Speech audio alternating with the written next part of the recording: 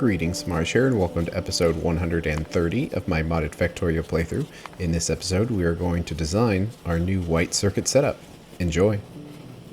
I'll worry about the ferric chloride last, since that can go anywhere, and it's not like it has to be on the bus, so it could just be wherever makes sense for where the logistics are. So that's okay. We'll skip that and do it last. We just need to worry about these white circuits. And we're in the same situation as with the other machines, where we don't want to max out any one of our red belts on things. To make this a little easier, let's make this into several different steps. This is the final step, making the electronic boards.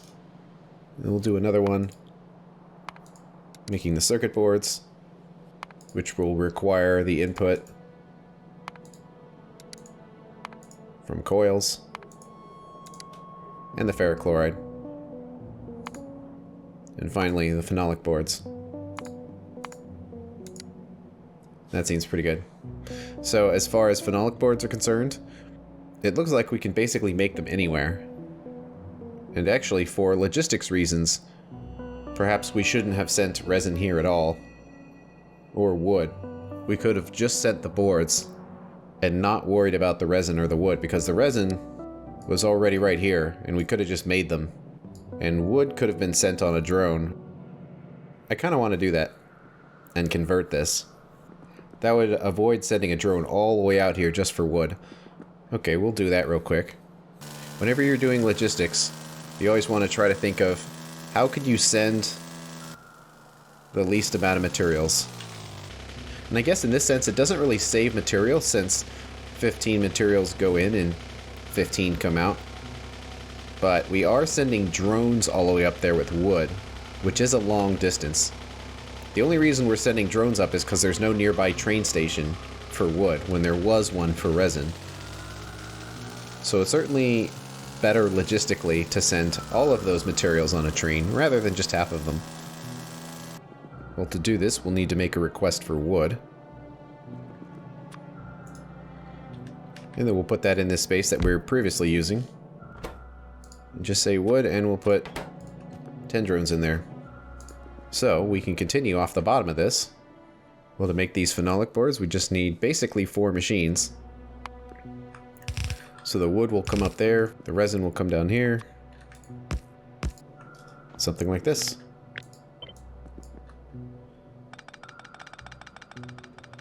Like right there. Probably want to move this off to the side just to keep it nice and clean in here. Alright, let's get that station cleared up of resin.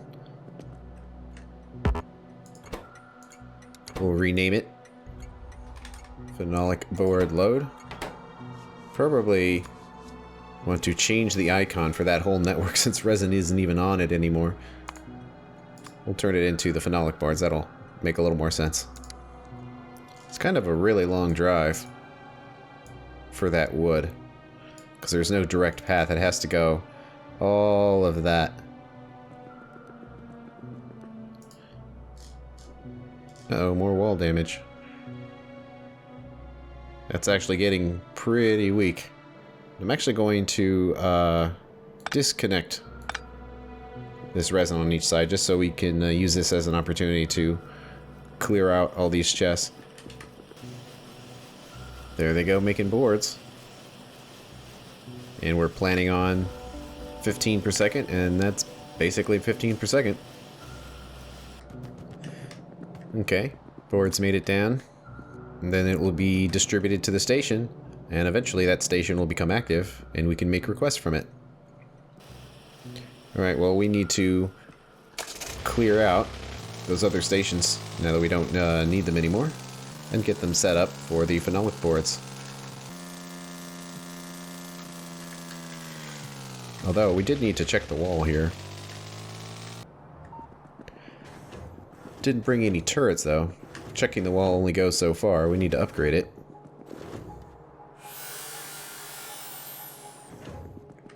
Definitely need some more military science here, because our equipment is becoming a little weak. We don't need this depot here anymore. And we could probably leave this resin in place and just change the request from resin to our phenolic boards. Let's set the filters.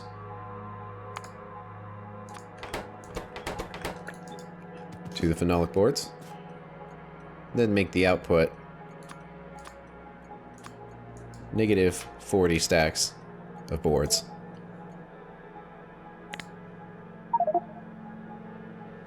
And there it goes.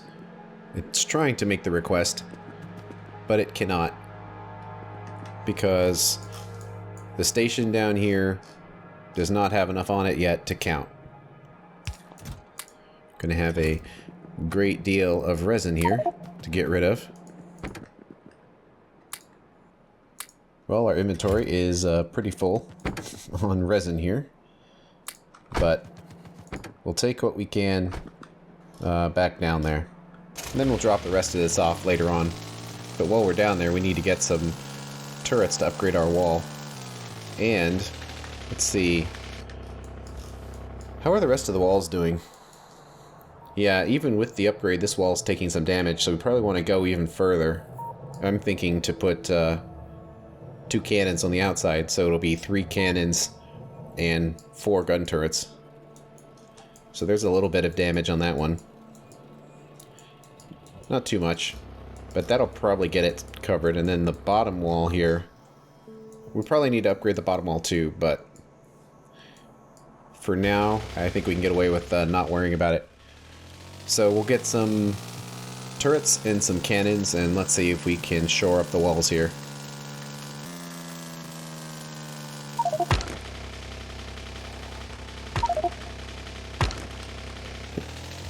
Meanwhile, I'm hitting rocks, but it looks like we have 8,000 phenolic board, so it made the delivery request. So the train moved forward, now it's getting loaded on boards. And it might be here a while because it only has the minimum amount, so 1/4 of a train, so it might sit for quite a while and get completely filled up. But looking good. Let's kind of grab one of these setups, and then we can modify it with more cannons. So something like this. It should fit in here pretty much. A mess of cannons and inserters there, but gets the job done. So now we can copy this, put it everywhere it's relevant. Probably don't have enough cannons for all of this. We certainly don't have enough inserters either. But we can get in there what we've got. Looks like we're out of cannons, but we'll place what we can in here.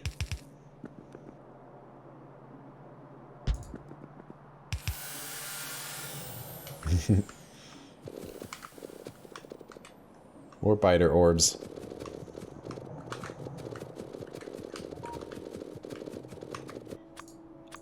Okay, that's mostly upgraded. We'll have to come back later with some more turrets. Let's get these pipes connected while I'm thinking about it. These should still empty out all of the resin. And I broke it again.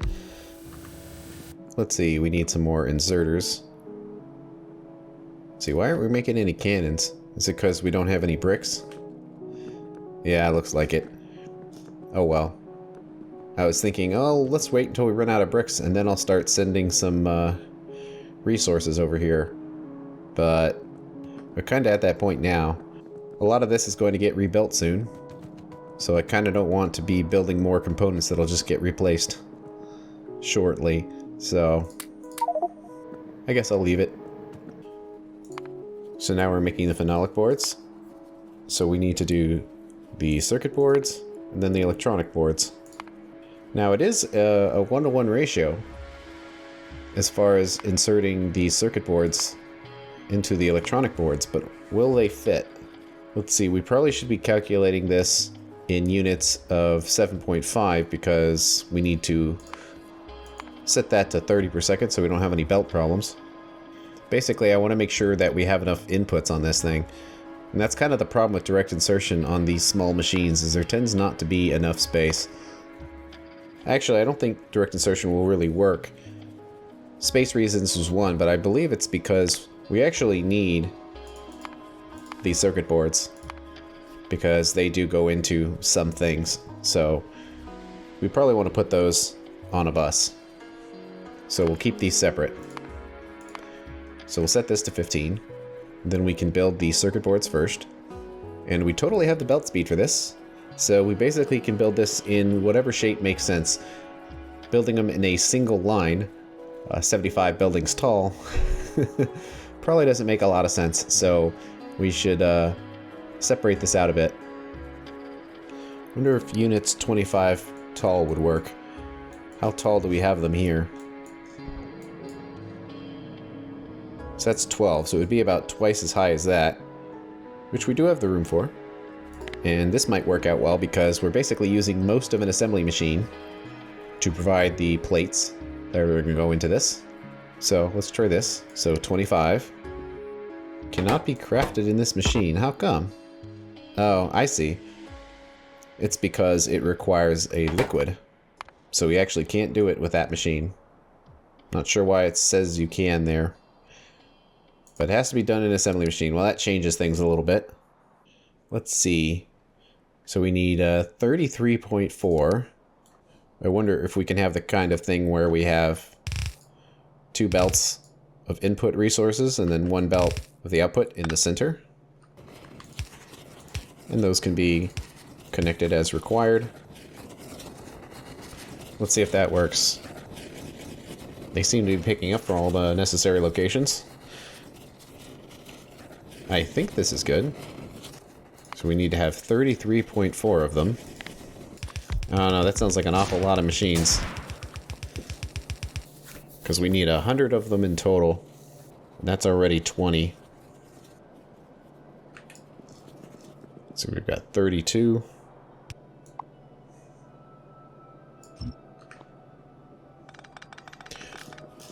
Let's try to keep this thing of reasonable size here. Well, that must mean that the boards are finally making it down there. We technically only need 2.5 of each assembly machine making the coils, but I was thinking it would be just easiest to put a machine right here at the bottom. One's making copper, one's making tin. The input comes up through the side. So we can do regular, near.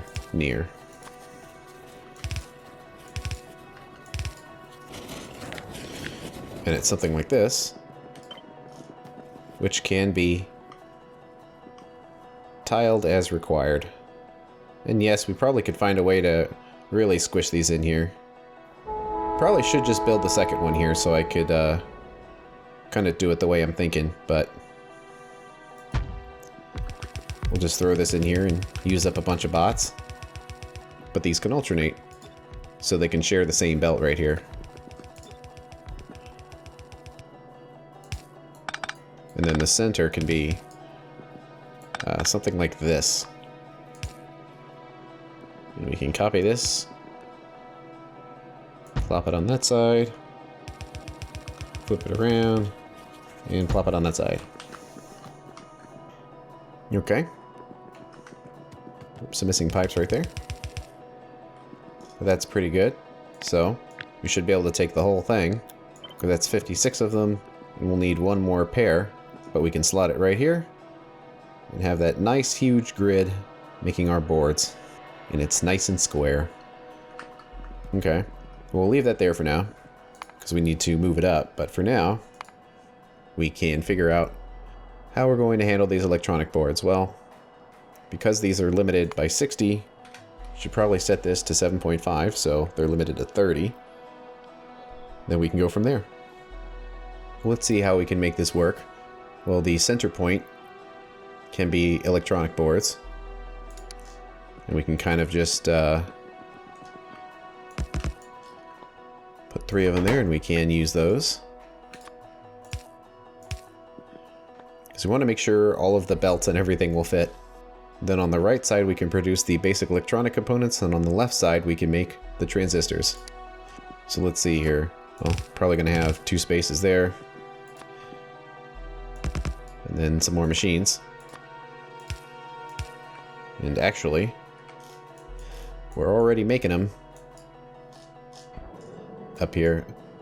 So we can kind of grab this copy. And let's just grab this for now. Then we can just make it work later. So with something like this. No more flashing. This is actually kind of tricky, I'm noticing, because we have 4 inputs and 1 output. So if we're going to have 4 total belts, and something's going to have to be shared on the same belt here. And it looks like we can put the circuit boards and the solder on 1 belt. So let's just say boards and solder come in on here. That's going to be a little tricky because we'll have to figure out somewhere to decoil them. Probably just like right down here or something like that. But we have carbon and tinned copper wire,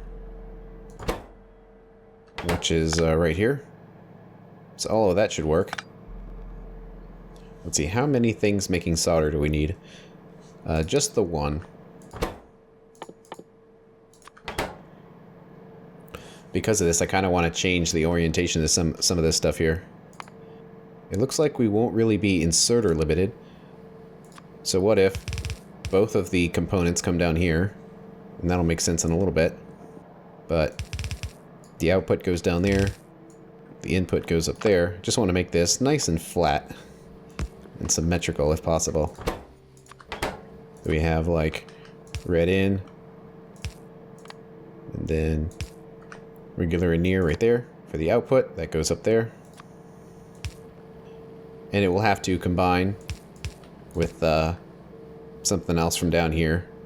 It'll be a little bit of a zigzag to make that happen, but it can. Okay, let's move this. So we need 12 machines making these resistors.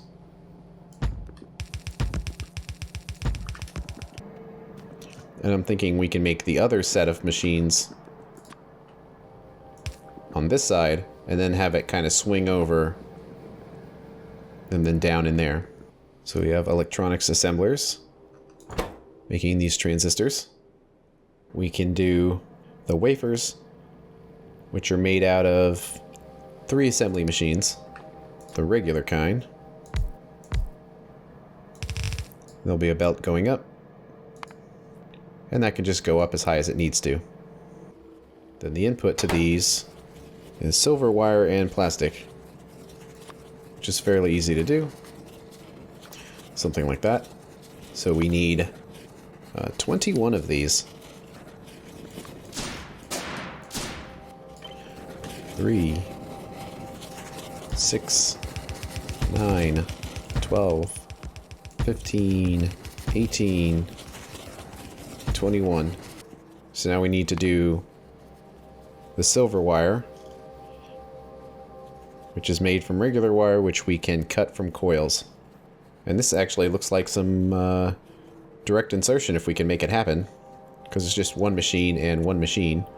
So we have a machine making the silver, and then have another one right here chopping up the cables, and then a long-handed inserter can move that across. Let's see, we can do stack inserter, then move that over there. Then we need to get the silver in there, which we can do the stack inserter facing directly upwards, and have a belt delivering the silver right there. I tend not to like to do it that way. I like to have it on the side, but that is a way of getting more output out of these when they're space limited. And then a red inserter for those cables. I think that's most of it, so let's see if we can get it lined up with this. It's not quite in the correct spot, but we can pick all this up and line it up with everything else. We need to get the rest of these electronics assemblers in here. We need 37.5 of them, which actually is not an insignificant amount. And this is 21, so if we had 37.5, that would be pretty huge. I feel like somehow we can do 2 sets of these. So for now, imagine that this thing has belts which go up, and then they'll swing around and come down, similar to how this is going up, swinging around, and coming down. So imagine that's how that works.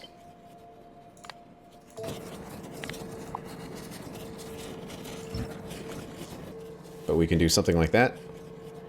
So the output of both of these sides will come down here to fill up with the electronics components. And then that will be there. And then we could copy it, put it down on the other side, and do the same thing. So I think that would work better. So we need 37.5 of these. So that's 6, 12, 18, 24, 30, and 36. Oh, but we need another one. 42. Okay. Which means we don't need these top few up here.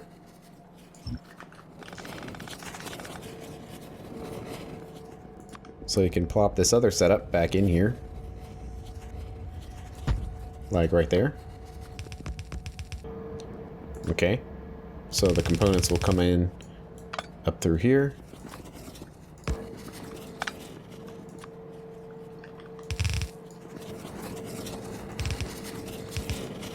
The other ones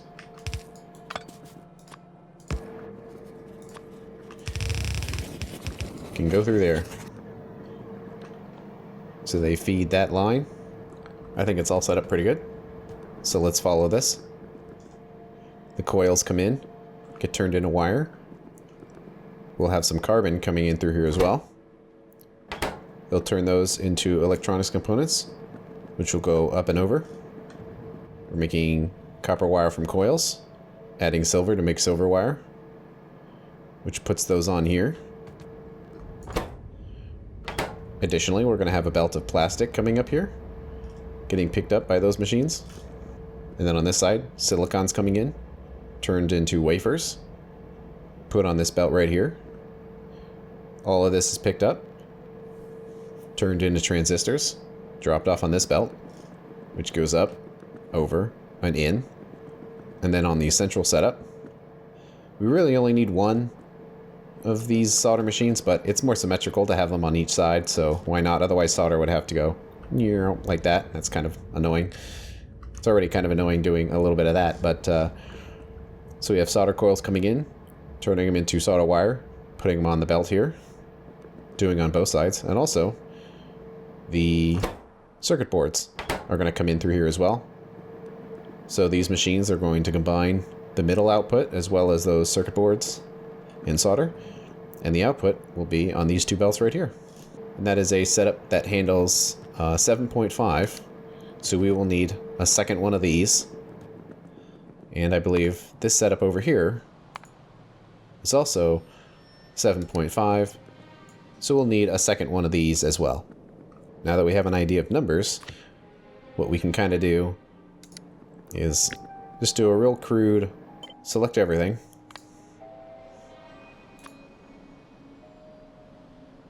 Do that. Really, the only reason I'm doing that is just so we have an idea of exactly how many resources we need to bring with us. Because that's too far away and I don't want to drive the crawler up there because it takes a long time. Crawler is not very fast. We do still need to handle this ferric chloride solution. So I was thinking that in my never-ending quest to not waste any resources, I kind of don't want to be producing saline water up here, considering that It seems like our base is always overloaded on saline water to some extent, so we might as well try to use it since we are making it. So we're going to have to find a way of getting it up there.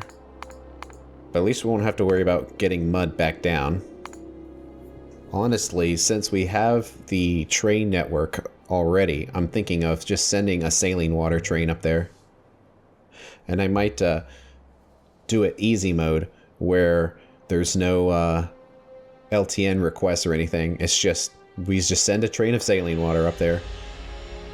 Or, instead of doing all of that, we just make this stuff locally and just use a train to send up the ferric chloride. That might actually be a lot more smart. Well, in that sense, hydrogen chloride gas is already being produced right here. You follow it back to its source, we do have these machines making it right here.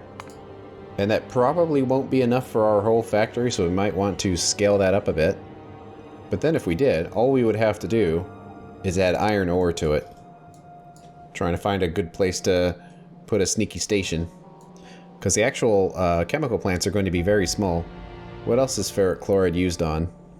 It's actually used on quite a bit of stuff, so there is merit to putting it on a train. I just didn't have that in mind when I built this LTN stop here. But if we put it up here, that would fit well with just the location of everything. So let's do that. So one thing we should probably plan on is expanding this output. Make the chlorine from electrolysis. We need exactly 3, so that's a 3:2 ratio. And then we'll have our outputs and whatnot. So we should be able to do some quick expansion on this. Let's stitch this in here. Put this overflow valve in the right spot. Probably would help. There's an inline tank in here. Just to smooth this out, since it's probably going a fairly long distance here. There we go. Hey, I think I found the old car. It was parked out here. Oh well. Well, I have 2 now. Okay. Let's see. Well, to make the ferric chloride, we need 3 chemical plants. We'll run straight over this mine here. Straight over all of this too, because who cares? Ferric chloride.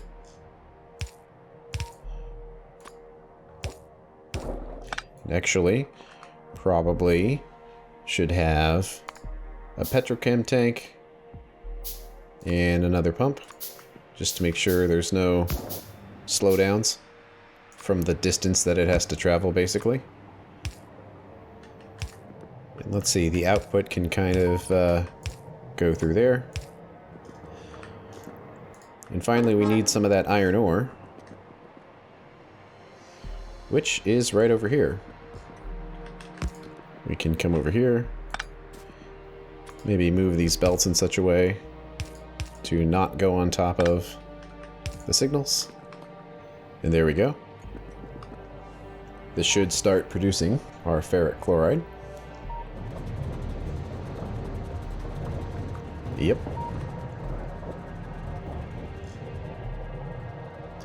Let's just connect all these tanks together. I don't think it's really going to matter, but we'll put that there. We do need to get some fuel here. Fuel blocks are particularly far away. Drones are always available to move them. And yeah, we could use these blocks right here, but I mean, the road's right there, so it's not too much extra work to just make a drone request for this. Then we can have the fuel go into the train right there. We'll call this ferric chloride load. And then we'll just need to make another station up top and deliver it. That's like in the road a little bit. That's a little annoying. We should be basically good to go now. We just need to pick up these plans, but let's make a separate set since want to be exact about it, so that's what we need there. And for this other one, we need that. Probably want to grab some extra nanobots here, because it consumes an awful lot of them. I'm going to set this to make like 10 stacks of them. We'll see how that works.